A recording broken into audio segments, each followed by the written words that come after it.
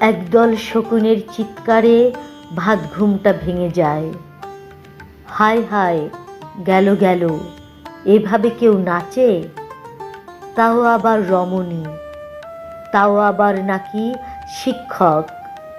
ছি ছি ছি। তার শরীরে লজ্জা নিবারণের পোশাক ছিল? কোনো অশ্লীল বাক্য, অঙ্গভঙ্গি ছিল? তা তো ঠিকমতো বলতে পারবো না।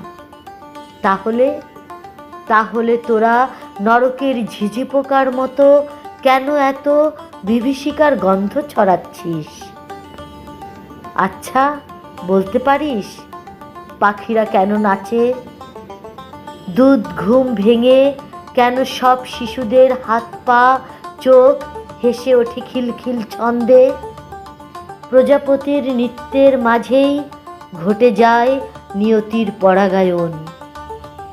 হেসে ওঠে নতুন পৃথিবী। মন্থনের নৃত্যে জন্ম নেয় অমৃত্যু সুধা, অসুরবধের দুরন্ত আহ্বান। গুহালিপির ছত্রে ছত্রে কেন নৃত্যের অক্ষয় রেখা আজও বিদ্যমান? বাতাসের নৃত্যে জমাট বাঁধে মেঘের শিহরণ। নূপুরের ব্যাকুল ছন্দে নেমে আসে পাহাড়ি ঝর্ণা।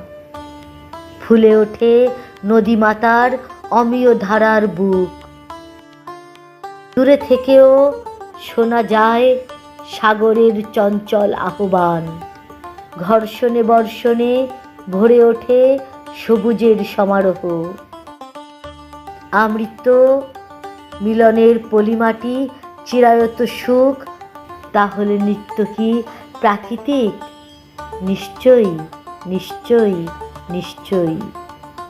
তোদের রমণমত্ত চোখে শুধুমাত্র কামনার ঘৃণ্য লালা ঝরে।